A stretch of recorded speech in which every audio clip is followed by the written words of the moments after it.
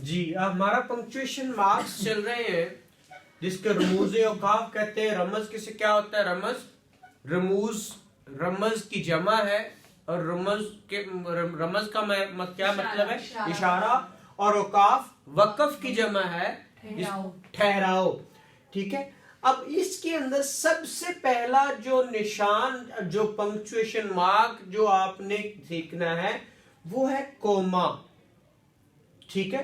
Coma जिसको हम इस निशान से जाहिर करते हैं उर्दू में, इंग्लिश में इसको हम उल्टा कर देते हैं। ठीक है। उर्दू और इंग्लिश में है वही, सिर्फ इसको क्या कहते हैं, सीधा या उल्टा वाली जो एग्जांपल है। ठीक है। तो बाकी मैंने अभी एग्जाम्पलीफाई कर रहा था कि सकता या वक्फे खफीफ, वक्फ और खफीफ। वक्फ के मतलब है ठहराव, खफीफ थोड़ा सा। ठीक है। थोड़ा सा ठहराव जो होगा उसको कोमा है और उसको हम इससे जाहिर करेंगे। किससे? इस जो निशान से। इस निशान को हमने कहा कोमा में चला गया बंदा। क्या इतने लाइफ स्पैन के अंदर थोड़ी सी देर के लिए ठहर जाए तो उसको कहते हैं वो कोमा में चला गया। जैसे मैं यहाँ पे एग्जाम्पलीफाई अभी कर रहा था, मोहम्मद अली अहमद, ये बजाय एक नाम लग रहा है। अगर मैं इसको कॉमा से क्या करूं, अलग कर दूं, कॉमास लगा दूं इनके मिडल में, तो ये 3 हो जाएंगे। मतलब मुझे थोड़ी देर ठहरना पड़ेगा। मोहम्मद अली अहमद, मतलब मैंने अपनी रवानी को आहिस्ता सा ठहरा हूं तो उस पर वजन आ गया और फिर ये इसके अलग अलग हो गए। ठीक है। जैसे मैं अक्सर एग्जाम्पलीफाई करता होता हूं कि रुको मत जाने दो। ठीक है। इसको क्या पढ़ोगे? रोको मत जाने दो। रुको, इसको रोको मत जाने दो है ना। ठीक है। उसे रोको मत उसे जाने दो। हाँ। अब मैं क्या करूं? रोको मत जाने दो, इसका मतलब है कि उसको रोकना नहीं है। ठीक है। अब अगर मैं यहां पे क्या लगाऊं, ये रोको मत जाने दो। अब यहां पे रोको मतलब इन रोक लो, जान नहीं देना। और अगर ये हटा दूं तो मतलब टोटली चेंज हो गया। क्या हो गया? अगर ये कॉमा में सकता लगा दूं तो क्या हुआ? रोको या ठहराव है ना, तो उसका मतलब है इन रोक लो भाई, ना जान देना। और अगर ये हटा दूं तो क्या हुआ? भाई इसको रोकना नहीं, जाने दो। ठीक है। तो ये खूबसूरती है। और एंड पे मैंने इसके यहां पे क्या हम लगाते हैं, इसको फुल स्टॉप, खत्मा। फुल स्टॉप या खत्मा। अच्छा, पहला हमारा क्या? कोमा। दूसरा है वक्फ, वक्फा या वक्फे निस वक्फा। क्या कहते हैं उसको? वक्फा या निस वक्फा। दूसरा साइन है वक्फा या निस्फ वक्फा। ठीक है। अब इसका क्या साइन है बताइए मुझे। हम अक्सर देखते हैं ये लगा होता है। ठीक है। आपके सकते के ऊपर या नीचे डॉट होता है। ठीक है। बस उर्दू और इंग्लिश के लिखने में फर्क है ना। उर्दू अंग्रेजी में हम इस तरह लिखते हैं, उर्दू में इस तरह लिखते हैं। डॉट ऊपर है और उर्दू में नीचे। बस सिंपल सी बात है, इतना ही है और कुछ नहीं है। इसको क्या बोलते हैं? Semi colon. क्या बोलते हैं? Semi colon. ठीक है। ये सेमी कॉलन है। अब सकता की बात समझ आ गई कि सकता कहां कहां यूज करते हैं। जैसे कि वो कहता है सबक पॉज लेने के लिए, सबक पढ़, सदाकत का, अदालत का, शुजात का। अब अदालत का क्या गए कौमा, शुजात का कौमा, सदाकत का कौमा। तो फिर लिया जाएगा तुझसे काम दुनिया की इमामत का। अब लिया जाएगा तुझसे काम के बाद भी हमने क्या लगाना है? सकता। तो मतलब जिस तरह भारत बहुत सारे कराची, लाहौर, पेशावर में लिखना, कराची, लाहौर, पेशावर लिखा हो तो पता क्या गड़बड़ हो गया है। लेकिन अगर छोटे छोटे साथ में मैंने कॉमा लगा दूंगा तो कितनी खूबसूरत राइटिंग लगेगी। तो वो क्या हुआ है?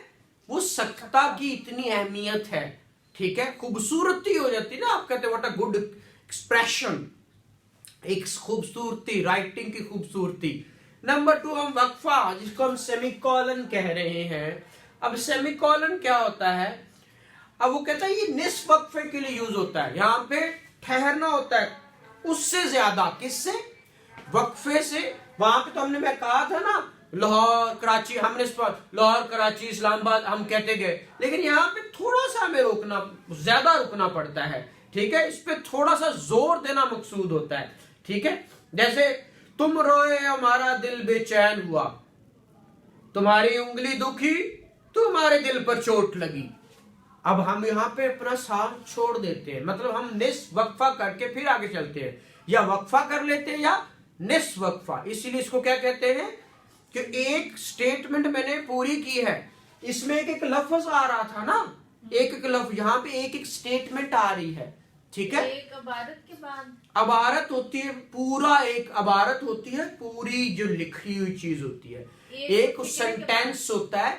अब सेंटेंस के अंदर कुछ प्रेडिकेट्स होते हैं, वो आपको पता है इंग्लिश के अंदर भी, उर्दू में भी, कि जब आप एक लफ्ज को जोड़ते हो दूसरे लफ्ज के साथ, तो आप एक लफ्ज को दूसरे से जब जुदा करते हो तो फिर आप कॉमा लेते हो। लेकिन जब आप एक अपनी छोटी सी थोड़ी सी कही हुई बात फिर उसके बाद दूसरी कहते हो बात, तो पहली कही हुई बात के बाद रुकते हो। अब बात से मुराद सिर्फ एक लफ्ज नहीं होता, उसमें एक सेंटेंस से क्लॉज हो सकता है। हाँ, जुमला, पूरा कंप्लीट जुमला हो सकता है, ठीक है, मतलब मोर देन वन वर्ड्स होते हैं, एक से ज्यादा अल्फाज होते हैं। तो उसके अंदर जैसे कहता है ना, तुम रोए और हमारा दिल बेचैन हुआ, तो वहां हम रुक गए हैं। फिर तुम्हारी उंगली दुखी तो हमारे दिल पर चोट लगी। तो ये क्या है? सारे एग्जाम्पल्स हैं इसकी, किसकी? जो करेगा सो भरेगा, जो करेगा सो भरेगा। और फिर आप क्या लगाओगे उसके बाद? कॉमा लगाओगे या सेमीकोलन लगाओगे? सेमीकोलन। शाबाश। अब आपको पता ना, जो करेगा वो सो भरेगा, और आगे बोएगा सो काटेगा, बोएगा सो काटेगा। तो मतलब एक इबारत पहले कट के दूसरी करके उसने कहा जो बोएगा वो काटेगा, और जो करेगा सो भरेगा। इसी तरह आना तो खफा आना, जाना तो रुला जाना, आना तो खफा आना, जाना तो रुला जाना। अब ये बड़ी खूबसूरती चीज है। अगर ये छोटी छोटी चीजें आप बजाय आपको छोटी लग रही हैं, लेकिन अगर आपको यही क्वेश्चंस आ जाए तो सबसे इजी क्वेश्चन ये होते हैं, और नंबर आपको पूरे के पूरे आ जाते हैं। वो कहते हैं punctuate this sentence, this passage, बस। या इसकी क्या करें, इसको रमूज़े औकाफ इसके जो है ना वो यूज करें इसके पैरे के, तो वो 20 नंबर आपके मुफ्त के हैं। आपने अपनी सेंस के मुताबिक करनी है ना, तो आप जिस तरह उस पैरे की इबारत को लेके जा रहे हैं आप उस तरह ले जाए। And number last for today, third number, जिसको हम कहते हैं राबता। मार्क ऑफ एक्सक्लेमेशन, राबता कॉलन कहते हैं, राबता कॉलन, ठीक है। राबते को क्या कहते हैं? कॉलन, ठीक है। हाँ जी, डबल डॉट जो लगाते हैं वो क्या होता है? राबता होता है, उसे कॉलन कहते हैं। इसे वक्फे लाजम भी कहते हैं। इसे क्या कहते हैं? वक्फे लाजम। राबता को क्या कहते हैं? वक्फे। यहां पे इसको क्या कहा था? वक्फे निस्फ वक्फा, या ये है वक्फे लाजम। ये वक्फे खफीफ था ना, छोटा सा खफीफ होता है, मामूली सा। निस्फ वक्फा है कि उससे थोड़ा बड़ा, और यहां पे है कि ठहरना आपके लिए लाजिम है। कॉलन क्या है? वक्फे लाजिम, ठीक है। और इसको हम कभी भी किसी एक बात की कही हुई की तशरीह करना चाहें, या एक बात कही हुई की तस्दीक करना चाहें, क्या करना चाहें? तशरीह या तस्दीक, ठीक है। तो फिर आप क्या यूज करते हैं? ये कॉलन यूज करते हैं। जैसे कि किसी हकीम का कॉल है, अब देखिए हकीम का कॉल आप बताने लगे हैं ना, तो फिर आप आगे क्या लगाएंगे? कॉलन लगाएंगे कि आप काज महाकाज, कि अपना जो self done is well done. अच्छा सर, आप काज महाकाज, हाँ, तो इसमें आप काज महाकाज के बीच में कुछ नहीं आएगा, ये एक ही बात है। हमने कहा, वो कहते हैं किसी हकीम साहब का कॉल है, हकीम साहब का कॉल है। अब यहां पे आपने कॉलर लगाना है, ठीक है। आप काज महाकाज, ठीक है। अब ये बात पूरी हो गई, ठीक है। एंड पे फिर मैंने खत्मा लगाया, अभी खत्मे की क्योंकि हमने पढ़नी है।